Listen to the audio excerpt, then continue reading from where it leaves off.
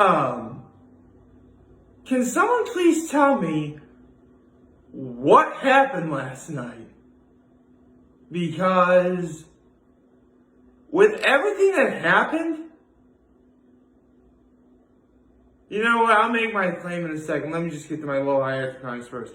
Let's see. My low is that pretty obvious. I'm not wearing my jersey today because normally it would be game day, but with everything going on, there was a game last night, which I was right about, which is part of my high. There's no football game tonight, so I can't really make a pick that way. Or I just said part of my high was I got the game right. Last night, another part of my high was I got to see probably some of the biggest upsets that any season of the Masked Singer's ever had. Like, I thought a couple of weeks ago when the Popcorn beat the Snow Owls in the sing-off, I thought that was the biggest upset, and that's why I immediately thought, okay, maybe the Popcorn can actually beat the Sun. But no, there were not one, but two upsets in my book. I'll get to them momentarily. And my act of kindness was,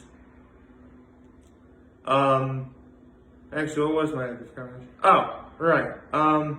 I did a little something for my grandmother yesterday afternoon because I got to see her yesterday. And I also talked to my mom too. That was also part of my high. My mom and I were actually going crazy over what happened at the end last night. And if I yawn and all during this video, sorry, but I kind of went to bed a little late for me because A, last night's episode of The Masked Singer was 2 hours instead of 1, which I kind of thought it was going to be. And B, how could I get any sleep after what happened last night? Good morning. Happy Thursday, everybody. We have a big day today, starting with this video that I'm making, and there's so much more ahead. First things first. Okay. What happened? I thought, if there was going to be a final three, and they were, in fact, going to, eliminate, 3 people out, which is what wound up happening. I thought all 6 were going to perform, which technically they did, and everyone votes for, the 3 people they want to see go forward the most. And then you get your final 3, right? Here's the thing. Technically, yeah, that did happen, but I didn't think they were all going to be sing-offs. In Group C, you have the mushroom versus the jellyfish. In Group B, you have the crocodile versus the seahorse. And in Group A, you have the sun versus the popcorn. I'll get to every one of those in a minute. So,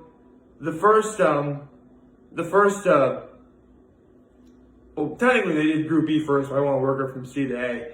They did, in Group C, again, it was the mushroom and the jellyfish. And throughout the competition, the jellyfish started off as, kind of nervous, kind of shy, but really opened up as the rounds moved on. And I really thought that she was going to move forward. But the mushroom ended up winning, upset number 1. And so, I'm sorry, I have to look up the names again. I'm sorry. Probably could have done this beforehand, but I really wanted to get this thing started. Sorry. Just wait for it to load. Anyway, I can keep talking some more. Then we had Group B. Everyone was saying that if anyone was going to beat the Sun, it was the Seahorse.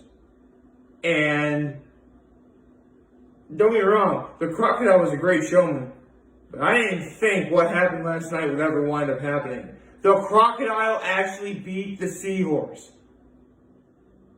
I'll tell you what though, no pun intended, the crocodile has some pretty big shoes to fill if you're going to represent Group B. Especially if you think you're going to beat the Sun, which moves on to Group A. Okay. I'm just going to say this right now. The sun versus the seahorse, or the sun versus the popcorn. I'm just going to say right now, that was the finale. That was the finale. Because, actually, here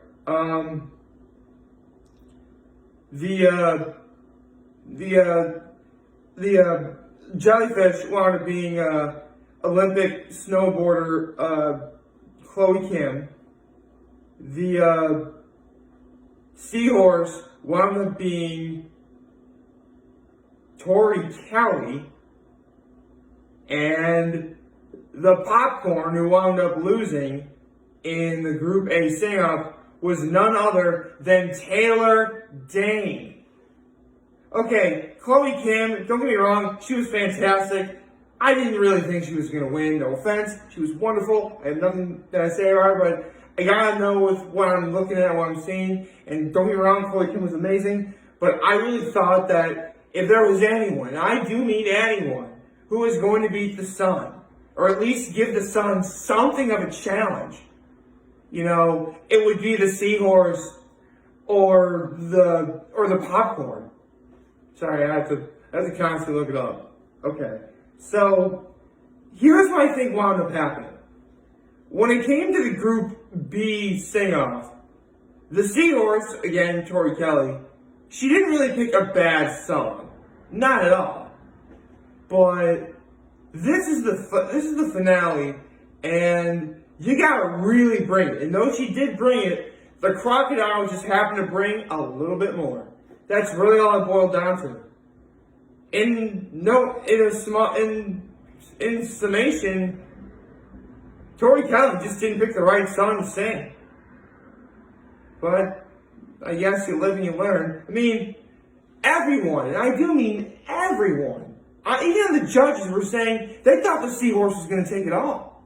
I thought the seahorse was going to take it all at some point. But if you're going to try and make it to the finale, you got to pick the right song. And I just thought that the songs that both the crocodile and the seahorse picked, you know, the crocodile just picked the better song to sing, and it showed. But now we get on to Group A. Okay. I said a couple of weeks ago that, you know, when Taylor Dane, who was the popcorn, beat the Snow Owls, I thought that was the biggest upset of this whole season. By far. And for good reason. Because the popcorn was good, but it was 2-on-1. Who would ever think the popcorn beat the Snow Owls? So when the popcorn did beat the Snow Owls, I'm like, okay, I think the popcorn could actually beat the sun. I didn't think they'd already do the sing-off right now. Because again, I'm just saying this right now, sun versus popcorn, that was the finale. Because if the seahorse, who was, you know, Tori Kelly, was out, and if the popcorn, which was Taylor flipping Dane, has been eliminated, the sun's going to be the runaway favorite to win. And I'm trying to analyze in my head, like, here's the thing. Popcorn brought everything. And I do mean everything. She pulled out all the stops. I was convinced, like, okay, this can beat the sun. This can easily beat the sun. And then the sun performed. And to put things short, the sun pulled a Tyler Butler Figueroa. For those of you who don't know, Tyler Butler Figueroa was the violinist on America's Got Talent, who actually made it to the final 3 on America's Got Talent, the champions. So, he was a little boy who had cancer. Kids made fun of him, but then he picked up the violin. He's really, really, really good. He's only 10 years old or something. That's Tyler Butler Figueroa.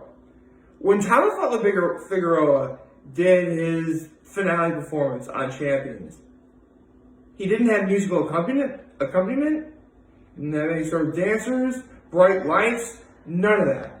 It was him essentially in a very dark background, him standing in the lone spotlight, him and his violin. At that moment, Tyler Butler Figueroa had figured out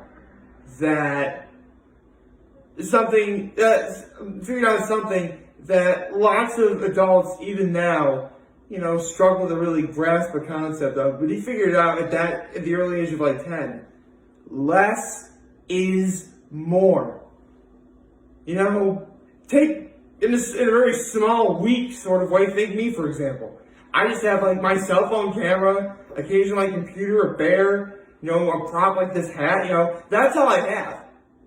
I really don't have much to offer in terms of like gigantic, bombastic sort of videos. But that's fine, because I don't really need all that to entertain people.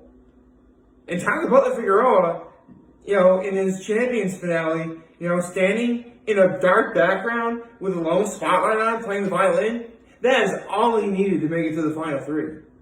The Sun last night on The Masked Singer did the exact same thing.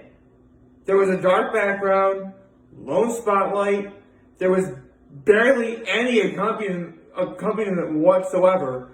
It was just the Sun and the voice that everyone fell in love with from the very beginning. And that's all the Sun needed. Less is more. That is exactly the sort of thing that we really do sort of take for granted. But that's exactly what winds up happening. Yeah, we want to make it big, bombastic, and make everyone just fall in love with you. And believe me, that works a lot. But when the concept of, again, less is more, is done to such great effect, that's just really all you need. And that is why, in spite of everything, and don't get me wrong, I thought the Sun was going to probably win the whole thing from the very beginning myself. But now it's probably going to happen. Don't get me wrong, I still think the Mushroom and the Crocodile are great performers. But with the Sun utilizing both concepts of less is more, and sometimes, don't get me wrong, the Sun did some really big booming songs herself, so also, showmanship along with less is more. I don't know what to tell you guys. The Sun may very well have just ran away with this whole thing. Especially when you consider the fact that, again, both the seahorse and the popcorn are gone. That's it. Nothing. But now we have to wait 2 weeks for the finale. Because next week there's going to be a holiday sing-along, which, I wouldn't mind. It's the holidays. Why not? And then we have Road to the Finale a week later, and after Road to the Finale, at that same night, which will be the 16th, at 9 o'clock at night, we have the finale, and we're going all in. So, yeah. I really think that we're in for something quite special. Don't get me wrong. I'm pretty sure at this point, everyone wants the Sun to win. In fact, if the Sun winds up winning, I wouldn't mind seeing that at all. She'd be the second woman to ever win the Masked Singer. So, yeah. Funny we went from the Night Angel last season, who was a woman who won it, and the Sun, who is like the complete opposite of what a Night Angel would be, in terms of, the Night Angel is, black, purple, the Sun is, white, yellow, and gold. It's the exact opposite in that regard. And she's a woman, and she may very well win this. Only time will tell. I really do not want to have to wait 2 weeks for this. I really don't. It's going to be a long 2 weeks for this. I guarantee you that. So with that in mind, what do we have left going on now? Well, the season finale of Hot Ones is today. Daniel Radcliffe, a.k.a. Harry Potter. That should be a fun episode. And Totally Not Mark will be doing the second part of the One Piece movies that are actually movies. So, yeah. I got a lot to look forward to today. And even more as we go forward. So, hope to see you guys then and talk more about this and, Think of it this way. There's a very special video I always do the week of the 14th. Considering that One Piece chapter 998, well, here's the thing. It'll be coming out the day before the 14th, but I'll be doing that manga chapter reaction on the 15th. Because the video on the 14th really is that important to me. And we have the Masked Singer season finale on the 16th. Man, the week of the 14th is just going to be gangbusters in terms of just overall greatness. In a way, Christmas is going to be coming early for me. Like, favorite, share, the subscribe button, follow me on social media, share videos on YouTube. I am very proud of this video for all of you guys who watched and enjoyed today. Hope you have a wonderful, wonderful Thursday. And remember, guys, my top channel is going to be here. It's London here. Always have your back. Take care and make good choices. Have a nice day.